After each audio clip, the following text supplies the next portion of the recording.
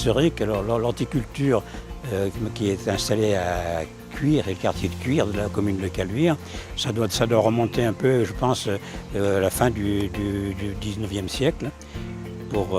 C'est là qu'a dû commencer à s'installer les horticulteurs, parce que c'est près de Lyon, mais il fallait déjà s'éloigner de la Croix-Rousse. À la Croix-Rousse, il y avait déjà beaucoup d'horticulteurs qui étaient installés. L'installation de notre établissement sur Caluire, il n'est pas d'aujourd'hui, ça date de 1849. C'est un horticulteur de l'époque, un pépiniériste de l'époque, Fleury Gabriel Jean-Baptiste Rouilleton, il n'était pas radin sur les prénoms, qui avait déjà des pépinières dans les îles de la Pape et un dépôt à Caluire.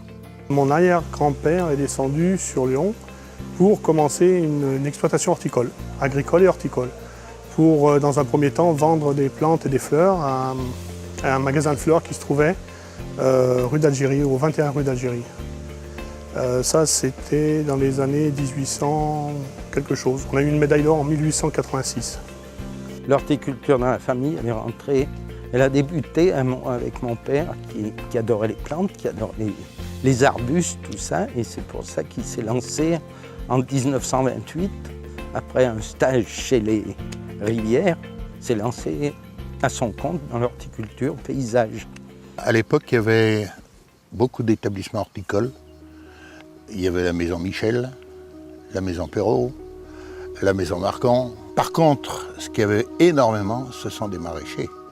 Les petits maraîchers qui cultivaient chez eux, qui cultivaient un petit peu tout, et qui allaient vendre au marché de la Croix-Rousse. Jusqu'en 1950, il y a eu des maraîchers de partout dans Caluire. Au tout début, les serres se trouvaient au 1 rue de la gare de Cuire à Caluire. La villa de mon grand-père se trouvait en face. Donc les ouvriers logeaient sur place, au 1 rue de la gare de Cuire. L'établissement horticole se constituait de vieilles serres beaucoup plus vétustes que celle-ci. On cultivait énormément de plantes vertes. On a été dans les premiers à cultiver vraiment beaucoup de plantes vertes sur la région lyonnaise et même voire en France. On était le deuxième horticulteur de France. À l'époque de mon grand-père, il y avait dans Cuire une rue qui s'appelait la rue Rivière. Pourquoi s'appelait-elle rue Rivière? Parce que mon grand-père avait une pépinière qui longeait cette rue. Et puis un jour, les gens de Cuire ont dit attends, pourquoi elle ne s'appellerait pas rue Rivière? Alors elle s'appelait rue Rivière jusqu'après-guerre, après la Deuxième Guerre mondiale, où elle est devenue la rue Albert-Montagnier. Hein? Mais il y avait quand même une rue Rivière. Vous voyez, ce qui prouve bien quand même qu'on était implanté. L'emplacement des serres pour l'horticulture, c'était assez centralisé dans la rue Pierre-Brunier, rue Coste, rue de la Gare de Cuire. Nous étions d'ailleurs 6 ou 7 horticulteurs dans un faible rayon et chacun avait un peu sa spécialité et sa façon de vendre aussi. Vous voyez. Ils faisaient les marchés le matin, le marché de la Croix-Rousse, le plus renommé. Et l'après-midi, il faisait ses cultures, ses entretiens. C'était, à cette époque, c'était relativement facile quand même, malgré que les journées soient longues. Il y en a qui produisaient pour aller vendre sur les marchés. Il y en avait des marchés au Quai Saint-Antoine, il y avait des marchés à la Croix-Rousse, ils vendaient sur place. D'autres, comme c'était notre cas, c'était pour approvisionner nos magasins, qui ont été créés même au siècle avant, c'est-à-dire au 19e siècle, dans les années 1870-80. C'est mon grand-père qui a un magasin qui était place des Terreaux, qui était assez connu. Et on en avait d'autres, à la Guillotière et au Breteau. Et c'est pour ça qu'on produisait surtout pour ces magasins-là. Les horticulteurs étaient complémentaires, en ce sens que l'un faisait des géraniums, c'était Rosin Bouchard-là, un autre faisait des canards, c'était, je ne me rappelle plus lequel, je crois que c'était Gandelière si je ne me trompe pas. Un faisait des dahlias, c'était Michel, et ils se complétaient, ils essayaient de vendre un petit peu de tout et ils commerçaient entre eux. Il y avait des roses, des rosiers bien sûr, il y avait des glaïeuls, il y avait des zynias, il y avait même à certains moments des tulipes au printemps. Et puis alors dans ce qu'on appelle les coffres, les sous-châssis, on appelle ça dans les bâches aussi, il y a des tas de termes. Eh bien c'était les plantes, ce qu'on appelle les plantes à massif maintenant. Quand j'étais tout petit, je descendais donc chez mon grand-père et mon père, qui était l'établissement de mon père à l'époque. Et on avait des cultures qui étaient à l'intérieur du sol, c'est-à-dire qu'on cultivait dans des bâches, qu'on appelait des bâches, qui étaient creusées dans la terre, et où il y avait pour tout chauffage du fumier de cheval qui chauffait les plantes vertes, et il n'y avait aucun gel, enfin très peu de problèmes. On cultivait énormément de plantes vertes. On utilisait, nous, le fumier de cheval pour la culture extérieure. Avant, si vous voulez, c'était une culture à part de la culture des serres. C'était sous châssis, sous coffrage bas, vitré. Si vous voulez, on faisait, si vous voulez, une saison, on avançait dans la saison normale. Et là, on utilisait le fumier de cheval pour ce type de chauffage avant que nous mettions un chauffage intégré à la vapeur. Chacun avait une spécialité, que ce soit du cyclamen, donc de la plante fleurie, du plan d'intérieur de bégonia, des plantes d'extérieur pour les géraniums, pour les choses comme ça. Et nous, on avait conservé cette spécialité plantes vertes, plantes d'intérieur pour le magasin de fleurs au départ. C'était un esprit bon enfant, les gens peut-être travaillaient 15 heures ou 16 heures par jour, c'est vrai, mais ils logeaient sur place. Il y avait un repas quotidien avec chef d'entreprise, enfin qui ne s'appelait pas chef d'entreprise à l'époque. Tout fonctionnait bien, donc il n'y avait pas de concurrence, c'était plutôt du collègue de travail, c'était des amis, on se prêtait souvent le personnel quand il fallait, quand il y avait des coups de bourre d'un côté ou de l'autre. L'ambiance était plutôt bon enfant, je dirais.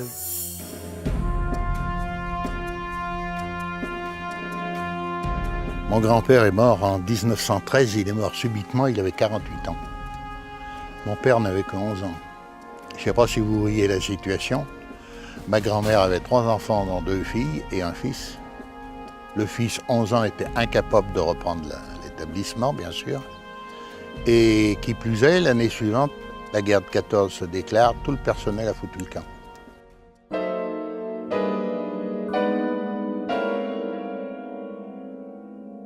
Il ne restait plus personne. Donc ma grand-mère s'est retrouvée seule pour essayer de conserver quelques collections. À l'époque, on avait déjà une collection d'arbustes, on avait une collection en 1913, une collection de lilas, collection de fruitiers, collection de rosiers, on faisait un petit peu de tout. Et puis elle avait cette collection de pivoines, mais incapable de tout travailler. Alors entre 1913 et 1922-23, l'établissement a vécu pratiquement comme mort. Alors mon père, lui, en 23, a commencé à remonter l'établissement. Pendant toute cette période, mon père a commencé, à partir de 1930, à refaire des expositions florales. Ça a donc été une époque pas florissante, mais on sentait qu'il y avait un renouveau dans l'établissement.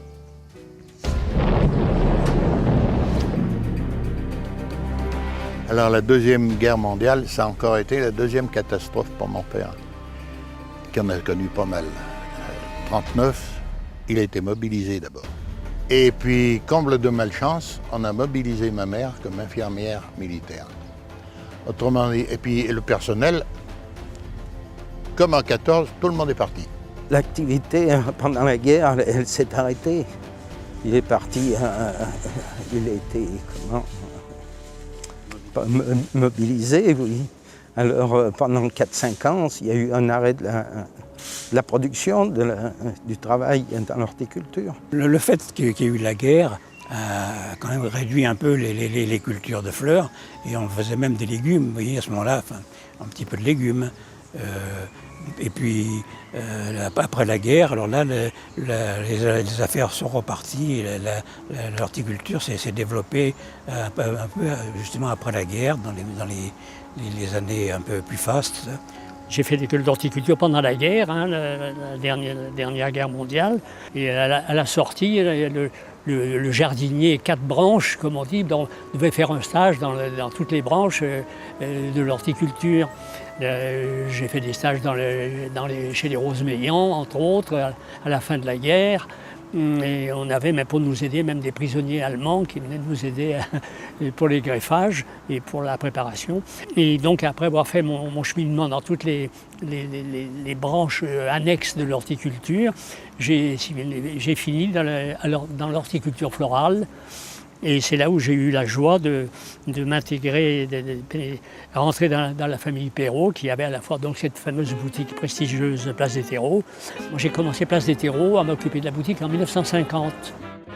Mon père étant décédé en 1955, Maman a continué en attendant que je prenne la suite. Mais de ce temps-là, j'avais 9 ans. Elle ne savait pas si j'allais continuer ou pas.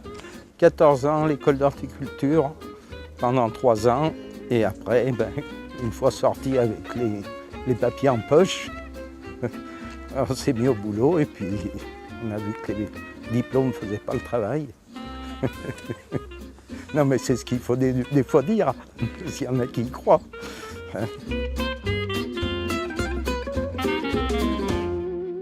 Après la guerre, alors là, les affaires sont reparties, l'horticulture s'est développée un peu justement après la guerre, dans les années un peu plus fastes. Et puis après les années 45 à 50, 45 on peut dire jusqu'à 65, 70, bon, ça a été une période faste. À l'époque, il y avait 2 foires. Il y avait la foire commerciale et la foire d'automne, en automne, comme son nom l'indique. Et c'était l'immense palais de la foire, avant qu'il parte dans l'Est. Et on transformait le palais de la foire en immense jardin, en immense serre. La soirée lyonnaise, entre autres, c'était un de nos principaux clients. Et chaque année, il fallait faire un décor spécifique. Et on avait besoin, par exemple, d'une serre complète d'hortensias de couleur blanche. Et par exemple, je me rappelle cette année-là, tout avait été blanc. Alors on avait fait une serre complète en culture. On avait été obligé de faire une serre complète d'hortensias blancs, etc., etc. Les horticulteurs, eux, dans la même période, jusqu'en 60-65, il n'y a pas eu trop de problèmes. Il y en avait quand même encore pas mal. Il y avait donc Michel, il y avait Perrault, il y avait Marcon, il y avait Gandelière, il y avait encore Rosin Bouchard-là. Tout ça, c'était tous des horticulteurs qui travaillaient toujours ensemble. Jusqu'à 68, je dirais que ces années ont été fastes pour l'horticulture parce que les gens produisaient, faisaient leur métier avec ce qu'ils savent faire, avec amour. Et ils arrivaient à vendre leurs produits, ils arrivaient à ce qu'il y ait une répartition du marché qui soit équitable et que tout le monde puisse vivre convenablement de ce métier-là. Dans les années 70, on a commencé à voir le changement, les immeubles qui ont poussé, les terrains qui ont commencé à diminuer, les villas qui se sont développées, l'urbanisme s'est développé. À côté de l'église de Cuire, c'était tout en maraîchage. Quand je suis revenu, il y avait un immeuble de 8 étages à côté de l'église. Je me suis dit, mais c'est pas vrai! Qu'est-ce que c'est que ça? Et puis à partir de ce moment-là, après ce premier immeuble, il y en a eu un deuxième, un troisième, un quatrième. Ça a été une explosion, quoi. Et il y a de moins en moins de culture. Dans les années 70, je ne me souviens plus exactement quand, la vente devenait de plus en plus dure. On a eu à faire face à des producteurs étrangers excessivement spécialisés et excessivement organisés au point de vue commercial. On voyait affluer des camions de Hollande, du Danemark, qui envahissaient tout et qui livraient même chez les fleuristes avec leurs gros camions. Et donc ça a évolué. Donc on était obligé de tenir compte de tout ça. Et il aurait fallu, pour pouvoir lutter là-dedans, c'est aller s'installer ailleurs et se spécialiser outrageusement. Mais à cette époque-là, l'organisation commerciale de l'horticulture était vraiment déficiente par rapport à ce qui se passait à l'étranger. 65-70, les établissements horticoles, ils ont fait comme les maraîchers. Petit à petit, vu le prix du terrain, il y en a qui auraient voulu s'agrandir, mais on ne pouvait plus s'agrandir. Donc il fallait partir.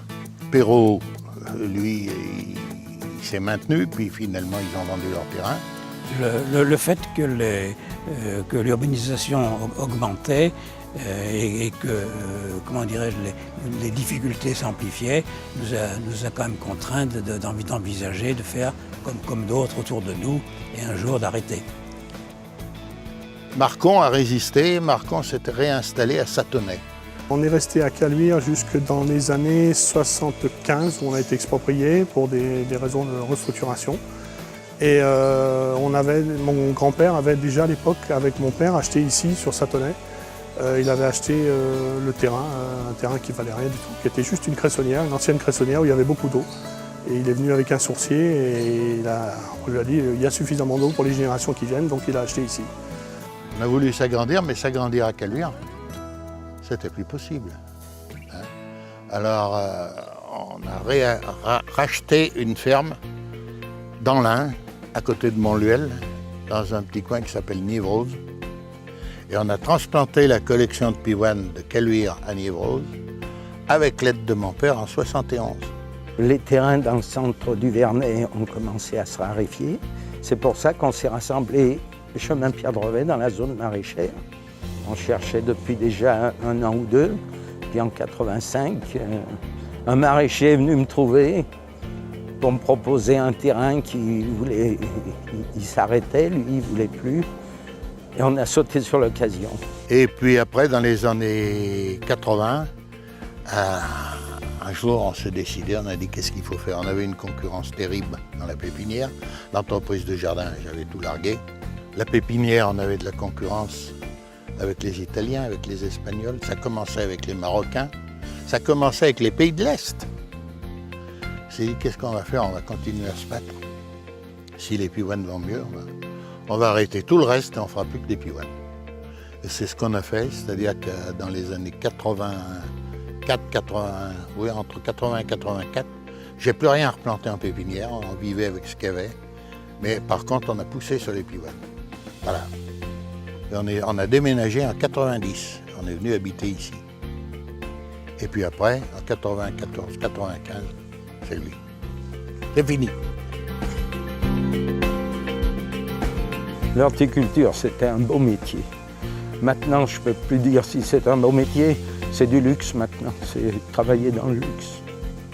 Quand on a connu ce qu'on a connu, maintenant c'est parce qu'on faisait nos terreaux avant. Comme maintenant, on achète des sacs. C'est pas marrant. J'ai été, si vous voulez, conquis par la façon de présenter les fleurs. Et donc, ça a été un peu ma raison d'être. Le métier d'horticulture m'a énormément plu. C'est pour ça que je l'ai gardé jusqu'à la retraite, disons. Oui.